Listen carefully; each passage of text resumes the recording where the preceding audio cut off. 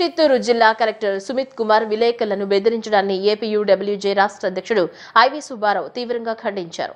పత్రికా స్వేచ్ఛను హరించే విధంగా కలెక్టర్ వ్యవహరిస్తున్నారని మండిపడ్డారు. విలేకరులను బెదిరించిన కలెక్టర్ సుమిత్ కుమార్ వారికి క్షమాపణలు చెప్పాలని ఆయన డిమాండ్ చేశారు. చిత్తూరు జిల్లా కలెక్టర్ విలేకరులను బెదిరించడాన్ని నిరసిస్తూ ఏపీయూడబ్ల్యూజే ఆధ్వర్యంలో ధర్నా నిర్వహించారు. ఈ సందర్భంగా గాంధీనగర్ ప్రెస్ క్లబ్ నుంచి నిరసన ర్యాలీ నిర్వహించారు. ఈ ర్యాలీలో ఏపీయూడబ్ల్యూజే రాష్ట్ర అధ్యక్షుడు ఐవి సుబ్బారావు, ఐజేయూ నాయకులు సోమనాథ్, షేక్ బాబు, ఏపీయూడబ్ల్యూజే నేతలు చావా రవి, దారం వెంకటేశ్వరరావు, దాసరి నాగరాజు ప్రభుత్వాలు పాల్గొని కలెక్టర్ సుమిత్ కుమార్ విలేకరుల పట్ల వ్యవహరించిన తీరు పట్ల అభ్యంతరం వ్యక్తం చేశారు. ఆర్టీఐ చట్టం కింద సమాచారం అడిగిన విలేకరిపై కేసులు నమోదు చేసి అనుచిత వ్యాఖ్యలు చేయడం పట్ల ఆగ్రహం వ్యక్తం చేశారు. ప్రభుత్వానికి ప్రజలకు మధ్య వారధులుగా వ్యవహరించే విలేకరులను జిల్లా కలెక్టర్ సుమిత్ కుమార్ బెదిరించడమే కాక అక్రిడేషన్ కూడా రద్దు చేయడాన్ని వారు తప్పుబట్టారు. కలెక్టర్ విలేకరులపై చేసిన తన వ్యాఖ్యలను ఉపసంహరించుకోవాలని, పత్రికా స్వేచ్ఛను కాపాడాలన్నారు. ప్రజాస్వామ్య ప్రజాతంత్రవాదులంతా కలెక్టర్ సుమిత్ కుమార్ వైఖరిని ఖండించాలని వారు పిలుపునిచ్చారు. ఈ నిరసన కార్యక్రమంలో యూనియన్ నేతలు రామారావు, రమణారెడ్డి, సుబ్బారావు తదితరులు పాల్గొన్నారు.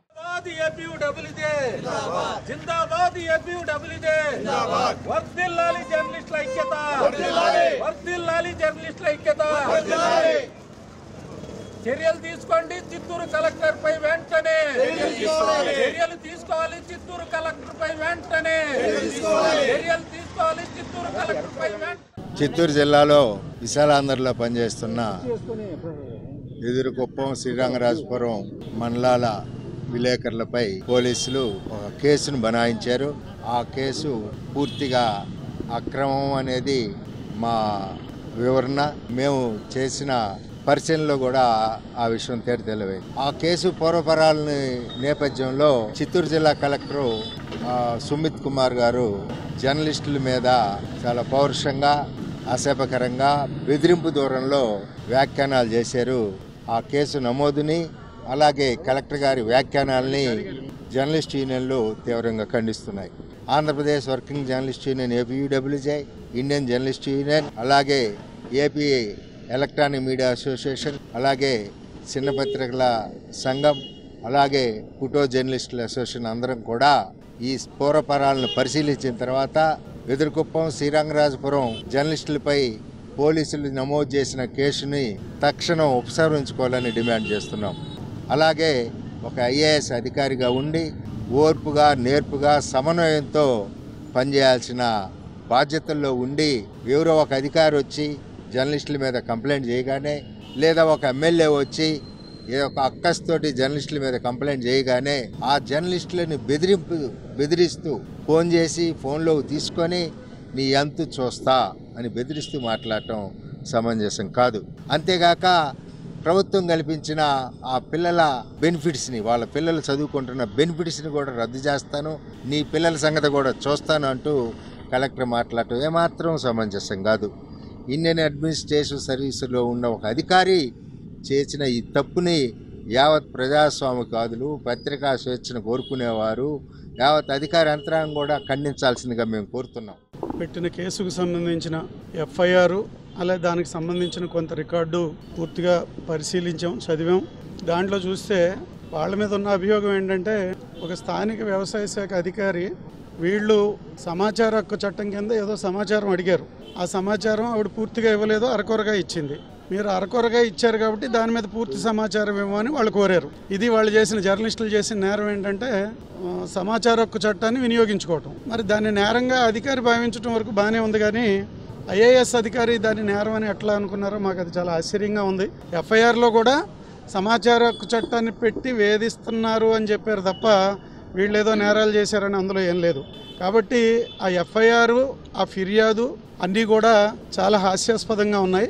అలాగే ఆమె ఇచ్చిన సమాచారం అరకొరగా ఉందని విలేకరులు చెప్పడం కాదు, జిల్లా వ్యవసాయ శాఖ అధికారి జాయింట్ డైరెక్టర్ గారు చేసిన విచారణలో కూడా ఇది సరిగ్గా లేదని చెప్పి ఆవిడకే ఎక్స్ప్లెనేషన్ కాల్ఫర్ చేస్తూ జేడీ గారు ఇచ్చినటువంటి ఒక మెమో కూడా ఆ రికార్డ్స్లో ఉంది, చూసాం. అంచేత ఇదేంటంటే ఒక కింద స్థాయిలో ఒక మండల స్థాయి విలేకరులు సమాచార హక్కు చట్టాన్ని వినియోగించుకుంటూ ఉంటే అదేదో పెద్ద ప్రమాదం కింద, నేరం కింద, కొన్ని జిల్లాల్లోనూ కొన్ని శాఖల్లోనూ అధికారులు భావిస్తున్నారు ఆర్టీఐ అనేది లేదు, దాన్ని మేము ఇవ్వక్కర్లేదు అనే ధోరణిలో ఉన్నారు. కానీ ఓ జిల్లా కలెక్టర్ గారు అలా భావించకూడదు. విలేకరులు ఏం చెప్పారు, ఆవిడేం చెప్పింది, లేకపోతే ఇంకెవరు పోలీసులు ఏం చెప్పారు, ఇవన్నీ కూడా చూసుకుని వారు పిలిపించి చెయ్యాలి, లేదా వారు వేరే ఎంక్వైరీ వేయాలి. దీని మీద వేయొచ్చు, ఇప్పుడైనా వేయొచ్చు.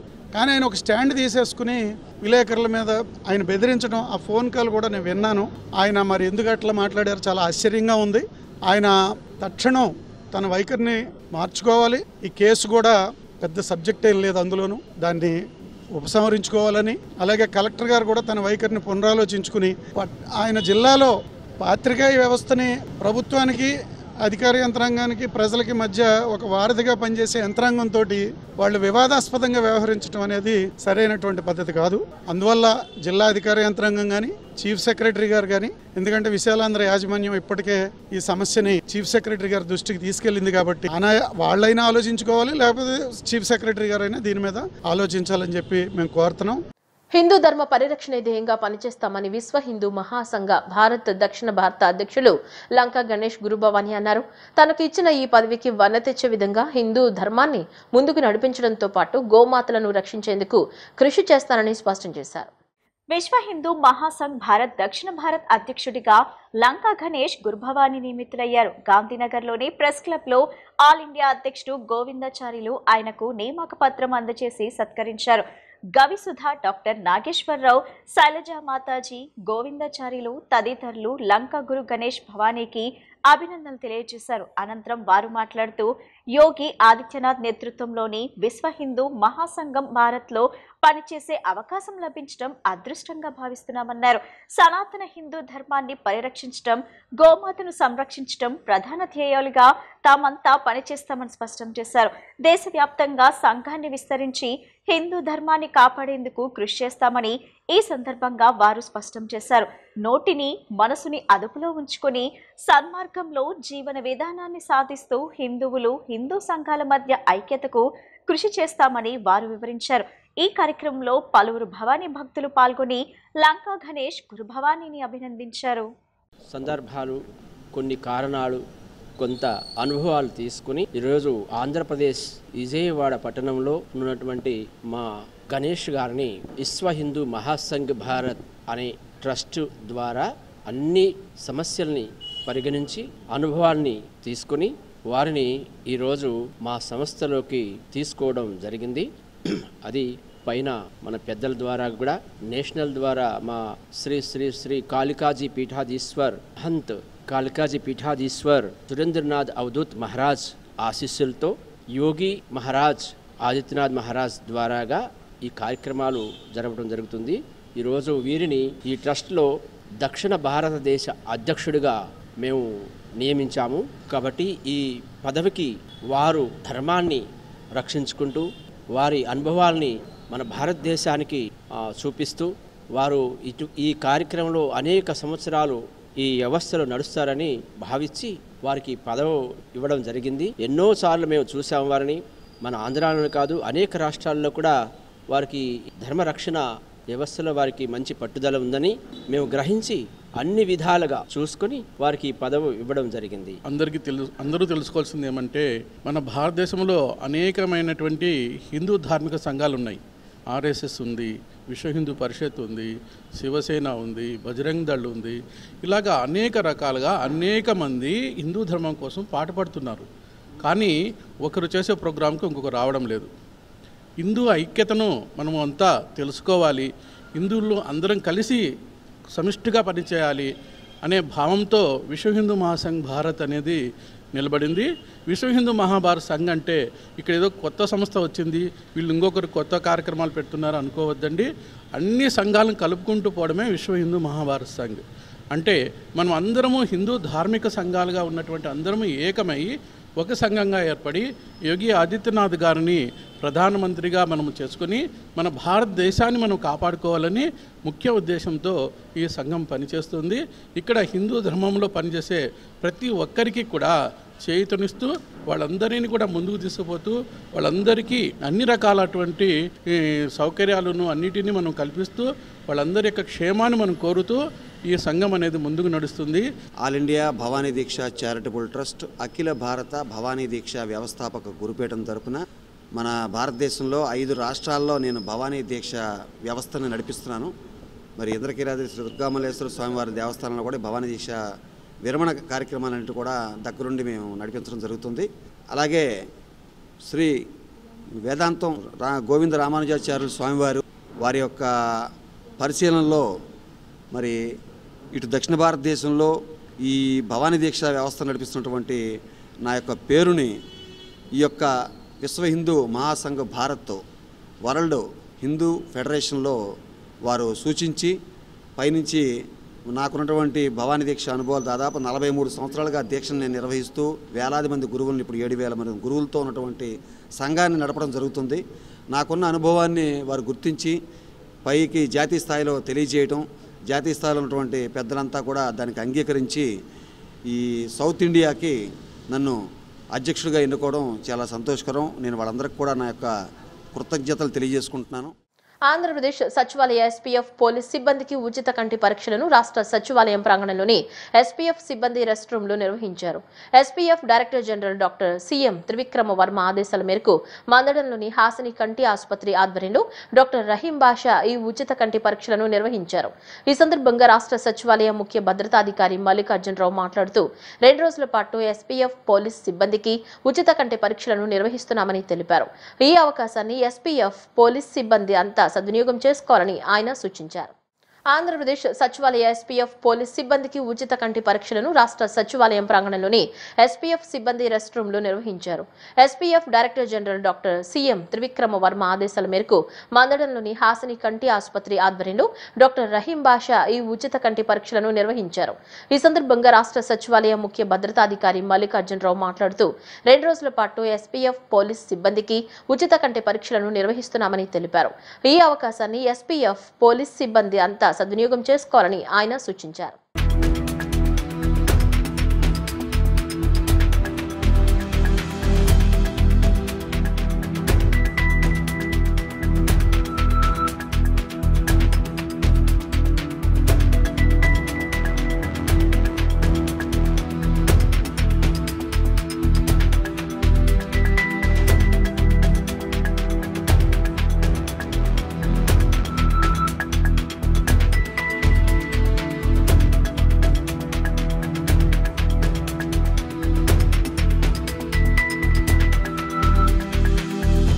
స్మార్ట్ మీటర్ల విషయంలో కూటమి ప్రభుత్వం ప్రజలను మోసం చేస్తోందని సిపిఎం రాష్ట్ర కార్యదర్శి వర్గ సభ్యులు సిహెచ్ బాబురావు విమర్శించారు. స్మార్ట్ మీటర్ల విధానంలో మోడీ, జగన్, చంద్రబాబు, పవన్ కళ్యాణ్ అందరూ దోషులేనని, ఇది ఆంధ్రప్రదేశ్లోని విద్యుత్ రంగాన్ని పూర్తిగా ఆదానికి అమ్మేయడం తప్ప మరొకటి కాదన్నారు. స్మార్ట్ మీటర్ల విధానానికి వ్యతిరేకంగా ప్రజలందరూ నిలబడాలని ఆయన పిలుపునిచ్చారు. స్మార్ట్ విద్యుత్ మీటర్ల ఏర్పాటును వ్యతిరేకిస్తూ గాంధీ హిల్ విద్యుత్ సబ్స్టేషన్ వద్ద సిపిఎం ఆధ్వర్యంలో నిరసన కార్యక్రమం జరిగింది. ఈ కార్యక్రమంలో పాల్గొన్న సిపిఎం రాష్ట్ర కార్యదర్శి వర్గ సభ్యులు సిహెచ్ బాబురావు ప్రభుత్వ వైఖరిని తీవ్రంగా తప్పుబట్టారు. అనంతరం ఏఈకి వినతి పత్రం సమర్పించారు. ఈ సందర్భంగా బాబురావు మాట్లాడుతూ స్మార్ట్ మీటర్ల విషయంలో కూటమి ప్రభుత్వం ప్రజలను మోసం చేస్తోందని విమర్శించారు. ఇళ్లకు స్మార్ట్ మీటర్లు పెట్టమని మంత్రి స్వయంగా ప్రకటన చేసినప్పటికీ ఇప్పుడు దొంగచాటుగా ప్రజల కళ్లు గప్పి మీటర్లు పాడైపోయాయని సాకు చెప్పి మార్పులు చేస్తున్నారని ఆరోపించారు. అదానీ కంపెనీతో కుమ్మక్కై అధికారులకు ఆదేశాలిచ్చి ప్రజలను వంచే పనిలో ప్రభుత్వం ఉందని ఆయన ధ్వజమెత్తారు. 1 టౌన్, దుర్గాపురం, అయోధ్య నగర్లలో ఇప్పటికే మీటర్లు మార్చేశారని ఉదాహరించారు. ఈ స్మార్ట్ మీటర్ల విధానంలో మోడీ, జగన్, చంద్రబాబు, పవన్ కళ్యాణ్ అందరూ దోషులేనని, ఇది ఆంధ్రప్రదేశ్లోని విద్యుత్ రంగాన్ని పూర్తిగా అదానికి అమ్మేయడం తప్ప మరొకటి కాదని బాబురావు విమర్శించారు. స్మార్ట్ మీటర్కు అయ్యే ఖర్చు 9,000 రూపాయల వరకు ఉంటుందని, దీనిని 93 నెలల్లో వినియోగదారుల నుంచే దశలవారీగా వసూలు చేయాలని చూడడం సరికాదన్నారు. చంద్రబాబు నాయుడు కరెంటు ఛార్జీలు 13 పైసలు తగ్గిస్తామని నమ్మించి ట్రూ-అప్ ఛార్జీల పేరుతో పాత బాకీలు వసూలు చేసి అందులో నుంచి తగ్గించడం ఒక దగా అని విమర్శించారు. ప్రభుత్వం స్మార్ట్ మీటర్ల విషయంలో వెనక్కి తగ్గినట్లు కనబడ్డా గుట్టు చప్పుడు కాకుండా ఆదానికి అమ్ముడుపోయిందని, అందుకే ఈ విధానానికి వ్యతిరేకంగా ప్రజలందరూ నిలబడాలని ఆయన పిలుపునిచ్చారు. స్మార్ట్ మీటర్ల విషయంలో కూటమి ప్రభుత్వం దగా చేస్తూ ఉంది, మోసం చేస్తూ ఉంది. మేము ఎన్నికల ముందు మీటర్లు పగలగొట్టమన్నారు, ఇవాళ మీటర్లు బిగిస్తున్నారు. నిన్నటిదాకా మంత్రి గారు మీకు ఇష్టం లేకపోతే పెట్టమన్నారు. ఇప్పుడు దొంగచాటుగా కళ్ళు కప్పి మీటర్లు పాడైపోయినాయని ఒక మాట, లేదు పాత మీటర్లు లేవని ఇంకొక మాట, ఇలా రకరకాలుగా మోసం చేస్తూ ఉన్నారు. అంటే అదానీ కోసం ఎంతగా దిగజారిపోతారా? మోడీ గారు అదానీకు కుమ్మక్కైపోయి దేశంలో అంతా విద్యుత్ రంగానికి ఆయన కట్టబెడితే, జగన్మోహన్ రెడ్డి గారు అదానీతో దొంగచాటుగా ఒప్పందాలు చేసుకుంటే ఆ ఒప్పందాలు రద్దు చేస్తామని చెప్పిన చంద్రబాబు నాయుడు గారు, పవన్ కళ్యాణ్ గారు ఇవాళ ఆ ఒప్పందాలను అమలు చేస్తూ ఉన్నారు. అంటే దీంట్లో అందరూ దొంగలే. స్మార్ట్ మీటర్లు ఎందుకు, స్మార్ట్ మీటర్లు బాగున్న మీటర్లు ఎందుకు తీసేయాలి? స్మార్ట్ మీటర్ల పేరుతో ఇప్పుడు అదానీని బాగు చేయటం, దాంతోపాటుగా ప్రీపెయిడ్ పద్ధతిని ముందే ఫోన్లో లాగా బ్యాలెన్స్ చేయించుకునే పద్ధతి. స్మార్ట్ మీటర్గా అయ్యే ఖర్చు మళ్ళీ జనం దగ్గర నుంచే రాబడతారు. పగలొక రేటు, రాత్రి ఒక రేటు దొంగచాటుగా. ఇప్పుడు ధైర్యంగా స్మార్ట్ మీటర్లు జనం తిరగబడుతున్నారు కాబట్టి దొంగచాటుకు ఒక్కొక్క ఇంటికి వెళ్ళి మీటర్ పాడైపోయిందని చెప్పి బిగించడం ఏంటి? కొత్త కనెక్షన్ తీసుకుంటే పాత సాధారణ మీటర్లు పెట్టరా? అదానీ మీటర్లే ఉన్నాయా? ఎందుకు చెప్తున్నారు? ఇవాళ దీనికి ఎమ్మెల్యేలు, ఎంపీలు, కూటమి నేతలు, టీడీపీ, జనసేన, బీజేపీ నేతలు బాధ్యత వహించాలి, సమాధానం చెప్పాలి. దాంతోపాటుగా ఈ మీటర్లని అడ్డుకుంటాం. మీరు పగలగొట్టమన్నారు, మీరు మాట మార్చే జనం మాట మార్చరు. అడ్డుకుని పగలగొట్టడానికైనా జనం సిద్ధపడతారు. ఈ మీటర్లు పూర్తిగా ఆపాలి, దొంగచాటుగా పెట్టేటువంటి కుట్రలు ఆపాలని చెప్పి అదానీని, విద్యుత్ రంగాన్ని అదానీకి, ఆంధ్రప్రదేశ్ని అదానీకి కట్టబెడతా ఉంటే అంగీకరించే ప్రశ్న లేదు, తిప్పి కొడతామని చెప్పి తెలియజేస్తారు. భారతదేశంలోనూ ప్రపంచవ్యాప్తంగా దివాలా తీసిన అదానీ కంపెనీకి ఈరోజు మోడీ ప్రభుత్వం ఆంధ్ర రాష్ట్ర ఆస్తులన్నింటినీ, అలాగే భారతదేశంలో విద్యుత్ రంగాన్ని దారాదత్తం చేసేదానికి కుట్రలు చేసింది. ఈ కుట్రలకి ఇక్కడ ఉన్నటువంటి కూటమి ప్రభుత్వం వంతపాడుతూ స్మార్ట్ మీటర్లని బలవంతంగా బిగిస్తున్నారు. ఏపీసీపీ డీసీఎల్కి సంబంధించినటువంటి విద్యుత్ మీటర్లు లేవంట, అదానీ మీటర్లే ఉన్నాయంట. ఇళ్ళకి మేము మీటర్లు పెట్టమని విద్యుత్ శాఖ మంత్రి అంటాడు. స్మార్ట్ మీటర్లు పెడితే పగలగొట్టండి, మేము భరోసాగా ఉంటామని చెప్పి లోకేష్ అంటాడు. విద్యుత్ ఛార్జీలు మేము పెంచం, జగన్మోహన్ రెడ్డి లాగా బాధుడే బాధుడు ఉండదని చంద్రబాబు నాయుడు అంటారు. అంటే చెప్పిన మాటలన్నీ నీటి మూటలే. ఈరోజు ప్రతిపక్షంలో ఉంటే ఒక మాట, అధికారంలోకి వస్తే ఒక మాట. అబద్ధాలు చెప్పడంలో ఆరితేరిపోయావా చంద్రబాబు నాయుడు, లోకేష్ బాబు, పవన్ కళ్యాణ్? మీరు కూటమిగా ఆంధ్ర రాష్ట్ర ప్రజలకి ఛార్జీల భారాలు తగ్గించకపోగా మరిన్ని భారాలు 25,000 కోట్ల రూపాయలు ఈ 18 నెలల కాలంలోనే భారీగా బాధేసి, ఇది చాలదన్నట్లు అదానీ స్మార్ట్ మీటర్ని షాపులకి పెడతామని చెప్పి, కమర్షియల్కి పెడతామని చెప్పి ఈరోజు ఇళ్ళకు కూడా బిగించేదానికి మీరు బరితెగించారంటే మీరు అదానీకి అమ్ముడుపోయారా? ఆంధ్ర రాష్ట్ర ప్రజల్ని అమ్మేస్తారా? విద్యుత్ సంస్థల్ని నాశనం చేస్తారా? ఆంధ్ర రాష్ట్ర ప్రజల యొక్క కష్టాన్ని అదానీ లాభాల కోసం దోచిపెడతారా? ఈరోజు ఈ విద్యుత్ భారాలకు వ్యతిరేకంగా, స్మార్ట్ మీటర్లకు వ్యతిరేకంగా గతంలో చంద్రబాబు నాయుడు 10 ఏళ్ల పాటు నువ్వు పీఠాలు దూరం అయ్యావు. మరలా అదే పరిస్థితికి రాబోతుంది. ఆంధ్ర రాష్ట్ర ప్రజలు అమాయకులు కాదు. అదానీకి ఆంధ్ర రాష్ట్రంలో ఉన్న విద్యుత్ రంగం అప్పచెప్పడానికి సిద్ధంగా లేరని సందర్భంగా హెచ్చరిస్తూ, పెట్టినటువంటి అదానీ స్మార్ట్ మీటర్లు ఇళ్ళగబెట్టిన వాటిని వెంటనే రద్దు చేయాలి, తీయాలి. అలాగే కొత్తగా మీటర్లకి అప్లై చేసిన వాళ్ళకి మరి ఎలక్ట్రిసిటీ డిపార్ట్మెంట్ మీటర్లను ఏర్పాటు చేయాలి. కాలిపోయిన మీటర్లు కానీ పాడైపోయిన మీటర్ల స్థానంలో మరి డిపార్ట్మెంట్ మీటర్లు పెట్టాలి. అదానీ మీటర్లను ఎట్టి పరిస్థితుల్లో అంగీకరించే సమస్య లేదు. ప్రజలారా, మీరు ఎక్కడైనా సరే అదానీ మీటర్లు మీ ఇళ్ళకి తీసుకొస్తే తిప్పి కొట్టండి, వెనక్కి కొట్టండి, మీకు అండగా సిపిఎం ఉంటుందని సందర్భంగా తెలియజేస్తున్నాం. సామ్రాజ్యవాద దేశాలకు వ్యతిరేకంగా పోరాడి నవంబర్ నెలలో రష్యాలో సోషలిస్ట్ వ్యవస్థను ఏర్పాటు చేయడం ప్రపంచ జాతిని ఉలిక్కిపడేలా చేసిన సంఘటన అని ఎంసీపీఐ పార్టీ నేత ఖాదర్ బాషా పేర్కొన్నారు. నరేంద్ర మోడీ 10 ఏళ్ల పాలనలో మనువాద ఫాసిస్ట్ విధానాలకు పాల్పడుతున్నారని ఆయన ధ్వజమెత్తారు. భారతదేశంలో బీజేపీ పాలిత రాష్ట్రాల్లో మైనార్టీలు, దళితులపై కులం, మతం పేరుతో మనువాదాన్ని బలవంతంగా రుద్దుతున్నారని ఆరోపించారు.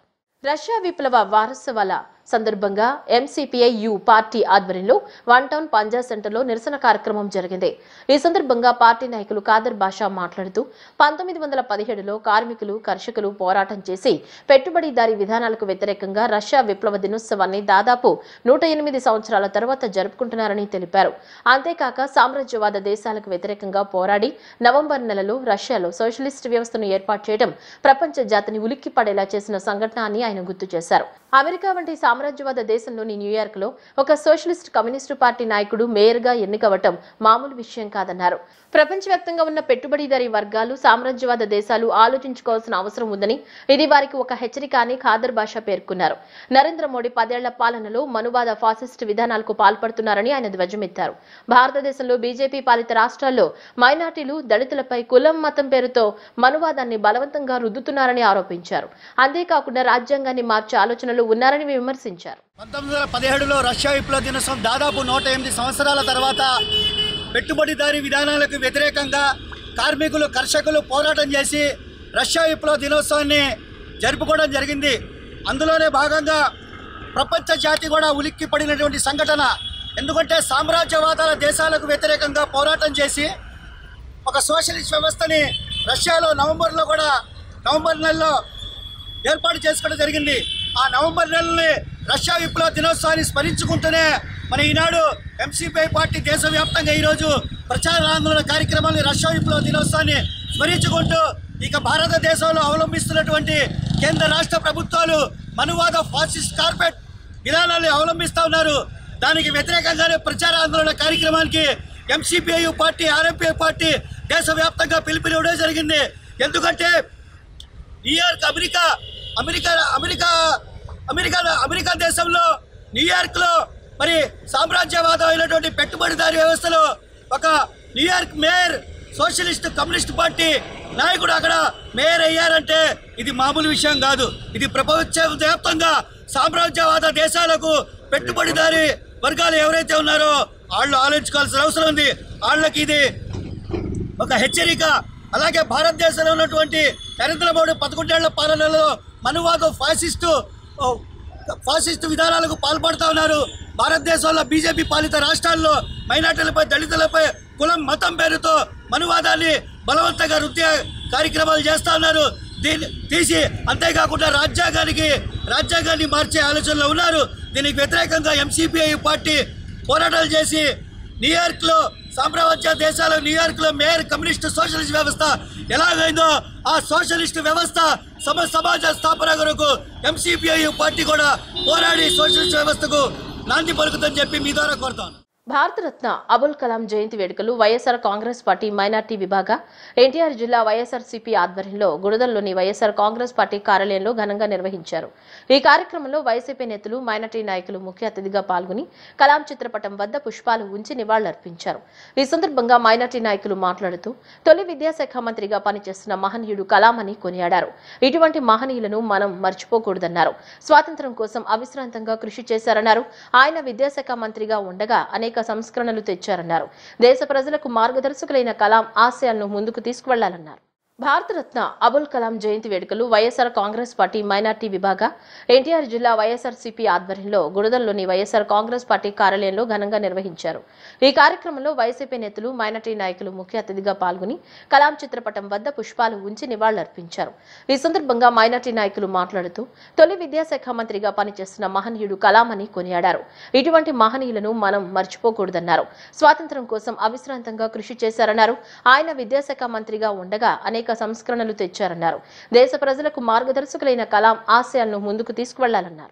అబుల్ కలాం ఆజాద్ గారి ఆయన చేసిన పనులు ఏదైతే ఆనాడు స్వాతంత్రం వచ్చినప్పుడు ఆయనకి ప్రధాని మంత్రి పదవి చేయడం అని చెప్తే, లేదు నేను విద్యాశాఖ మంత్రిని చేస్తానని చెప్పి ఆయన ఆనాడు విద్యాశాఖ మంత్రి చేయడం జరిగింది. ఆ విద్యాశాఖ మంత్రి చేయడమే కాకుండా ఆయన ఆశయాలు, విద్యకి ప్రాధాన్యతనిచ్చే నాయకుడు మౌలానా అబుల్ కలాం ఆజాద్ గారిని సందర్భంగా తెలియజేసుకుంటూ, మరి ఈ కాలంలో ఆయన ఆశయాలను సాధిస్తూ ఆయన ఆశయాలను జీవనం పెడుతుండగా మన వైఎస్ జగన్మోహన్ రెడ్డి గారు విద్యకి ముందు పెద్దపీట వేస్తూ అమ్మఒడి కానివ్వండి, నాడు నేడు కానివ్వండి, ఇవాళ కాలేజీలకి ఏదైతే మెడికల్ కాలేజీలు కడతాం కానివ్వండి, ఇవన్నీ చేసిన నాయకుడు ఇవాళ మా ప్రియతమ నాయకులు మాజీ ముఖ్యమంత్రి వర్యులు. ఆయన ఆశయాలు ఇంకా ముందుకెళ్ళాలని ఏదైతే రేపు ఏదైతే ప్రజా ధర్నా ఉందో ఆ ధర్నాకు కూడా మనం అందరూ సహకరిస్తూ రేపు ఏదైతే మెడికల్ కాలేజీలో రేపు ర్యాలీ ఉంది ఆ ర్యాలీకి కూడా సహకరిస్తూ ఆశయాల్ని సాధిస్తామని తెలియజేసుకుంటూ మరి ఈ అవకాశం ఇచ్చిన పెద్దలందరికీ ధన్యవాదాలు. కేంద్ర రాష్ట్ర ప్రభుత్వాలు కార్మిక వర్గాలకు వ్యతిరేకంగా పరిపాలన చేస్తున్నారని, కేంద్ర ప్రభుత్వం కొత్తగా తీసుకొచ్చిన చట్టాలను పూర్తిగా రద్దు చేసి కార్మికులను ఆదుకోవాలని సిఐటియు నగర అధ్యక్షులు దుర్గారావు చెప్పారు. నగరంలో కార్మిక వర్గాన్ని మరింత బలోపేతం చేసేందుకు సిఐటియు ఆధ్వర్యంలో పెద్ద ఎత్తున ప్రజా కార్మిక పోరాటాలకు సన్నద్ధం అవుతున్నామని చెప్పారు. సిఐటియు ఆధ్వర్యంలో Vijayawada Besant road hawkers union మహాసభ కార్యక్రమాన్ని నిర్వహించారు.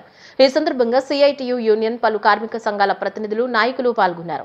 ఈ సందర్భంగా మహాసభలను పురస్కరించుకుని ప్రజానాట్య మండలి కళాకారులు విప్లవ గీతాలను ఆలపించారు. ఈ సందర్భంగా సిఐటియు నగర నాయకులు దుర్గారావు మాట్లాడుతూ ముఠా వర్కర్స్ యూనియన్ హాకర్స్, మున్సిపల్ కార్మికులు, ఆటో కార్మికులు ఎదుర్కొంటున్న సమస్యల పరిష్కారం కోసం సిఐటియు రాజీలేని పోరాటాలు నిర్వహిస్తుందని తెలిపారు. నగరంలో 1,50,000 మంది కార్మికులు వివిధ విభాగాల్లో పనిచేస్తున్నారని, వారిపై కేంద్ర ప్రభుత్వం తీసుకొచ్చిన కొత్త చట్టాల కారణంగా పని భారం అధికంగా పడుతుందని ఆవేదన వ్యక్తం చేశారు. కార్మిక చట్టాలను, కార్మికులను పరిరక్షించే విధంగా ప్రభుత్వాలు ప్రత్యేక దృష్టి సారించాలని కోరారు. ప్రైవేట్ రంగంలో పనిచేస్తున్న కార్మికులకు కనీస వేతనం 20,000తో పాటు ఈఎస్ఐ, పీఎఫ్ సౌకర్యం కల్పించాలని కోరారు. ఈరోజు మాకినేని బసవపుణ్య విజ్ఞాన కేంద్రంలో జరుగుతుంది. ఈ మహాసభలో రాబోయే రోజుల్లో కేంద్రంలో బీజేపీ, రాష్ట్రంలో తెలుగుదేశం కూటమి ప్రభుత్వం అవలంబిస్తున్న కార్మిక వ్యతిరేక విధానాలని తిప్పికొట్టే విధంగా ఈరోజు ఇక్కడ చర్చ జరుగుతుంది. ఈ మహాసభలో ముఠా వర్కర్సు, హాకర్సు, షాపు, మున్సిపల్, ఆటో, ప్రభుత్వ రంగ సంస్థల నుంచి కూడా ఈ మహాసభలో ప్రతినిధులుగా పాల్గొంటున్నారు. రాబోయే కాలంలో ఈ ప్రభుత్వాలు కార్మిక వ్యతిరేక విధానాలని విడనాడాలని చెప్పనేది ఈ మహాసభలో తీర్మానాలు చేయబోతున్నాం. అలాగే 4 లేబర్ కోడ్లను తీసుకొచ్చి కార్మికుల హక్కులను కాలరాసే పద్ధతిలో వ్యవహరిస్తున్న 4 లేబర్ కోడ్లను రద్దు చేయాలని చెప్పని, ప్రభుత్వ రంగ సంస్థలని ప్రైవేటు పరం చేయొద్దని చెప్పని, అసంఘటిత రంగ కార్మికులకి సంక్షేమ పథకాలు అమలు చేయాలని చెప్పేసి కోరుతూ ఈ మహాసభలో తీర్మానాలు చేస్తున్నాం. రాబోయే రోజుల్లో ఈ ప్రాంతంలో ఉన్న 1,50,000 మంది కార్మికులను కూడా కలుపుకొని భవిష్యత్తులో పెద్ద ఎత్తున ఆందోళన పోరాటాలు నిర్వహిస్తామని చెప్పేసి అనేది సందర్భంగా తెలియజేస్తున్నాం. దాంతోపాటు 8 గంటల పని విధానాన్ని ఈరోజు 10 గంటలకి పెంచారు. దీనివల్ల కార్మికుల మీద భారం పడుతుంది. అందుకే పాత పద్ధతుల్లోనే 8 గంటల పని విధానాన్ని కూడా అమలు చేయాలని చెప్పేసి కోరుతున్నాం. అలాగే కార్మికులకి కనీస వేతనం 26,000 రూపాయలు ఇవ్వాలని చెప్పని, ఈఎస్ఐ, పీఎఫ్ సౌకర్యాలు కల్పించాలని చెప్పని కోరుతూ ఈ జరుగుతున్న మహాసభల్ని జయప్రదం చేయాలని చెప్పనేది కోరుతున్నాం. బులెటిన్ ముగించే ముందు హెడ్లైన్స్ మరోసారి.